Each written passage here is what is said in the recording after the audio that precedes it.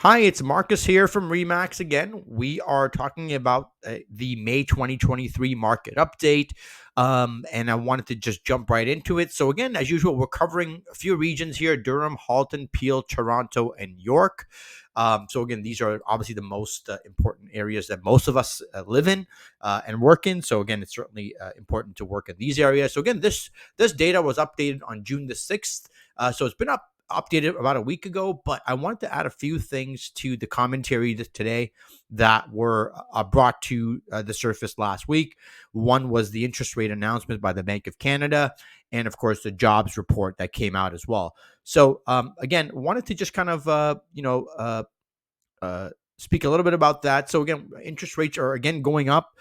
Bank of Canada was hoping inflation would start trending down, home prices would come down. That's certainly not the case. People are, I guess, now in the habit of spending. So bringing that spend down back to sort of lesser than what it was prior is going to be very challenging. And we're seeing that play out in the real estate market, where homeowners, or these home buyers, have decided to jump in regardless of the rate. And also, jobs are certainly very strong, the jobs market, with wages still growing. So again, when people have money and their jobs are secure, they're going to continue to spend. So again, to bring spend down, or at least people to decrease their spending, to bring inflation down, that's been the challenge. So hence the interest rate increase of a quarter point last week to 4.75. So let's talk a bit about where we are in terms of units this year, or at least in June. So this year we can see we're trending overall quite low. We're halfway through the year. We're about 31,000 units. And we are at last year, we were about 74, and that was a slow market.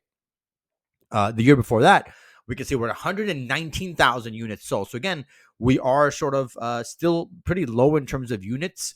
So again, that's going to certainly keep putting pressure on prices. And again, hopefully, unit counts will go up over the next 6-7 months to bring it back in line with the trend. Let's look at it from this year's standpoint. This year's standpoint, we're seeing a gradual increase in the unit count, which is as expected, seasonally speaking. But by June, it starts trending down. So next month, it's certainly, or this month, June, the number should be lower than last month. Let's go into price. Usually that's the most important. But again, before we do that, let's go into days on the market. So days on the market, again, good indicator. We can see days on the market are trending down.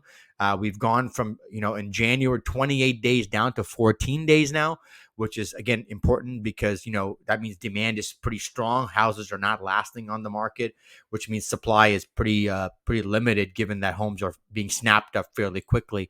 And overall, from a trend standpoint, we're still seeing the trend is overall still in line with where we were in 2020, 2021. So again, I think we're at the average here, about 18 days. So I wouldn't say it's anything extraordinary, but again, it is trending downward. So I think interest rates are going to have an impact on that. So let's jump into price real quick. Average price.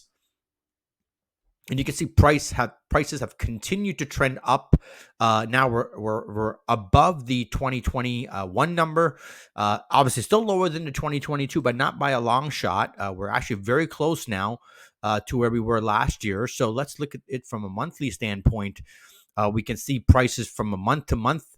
We're continuing to go up from April 2023 to May 2023. We've seen a jump as well. So again, prices are continuing to go up. As you can see, from January, to now, we're clearly up about a 15% increase since. So again, not a small number. So again, if this continues, interest rates are going to continue to rise, which is going to put a lot more pressure on homeowners, or at least homeowners who bought during the peak of the market or when interest rates were low, because now their variable rates are certainly going to be increasing even further.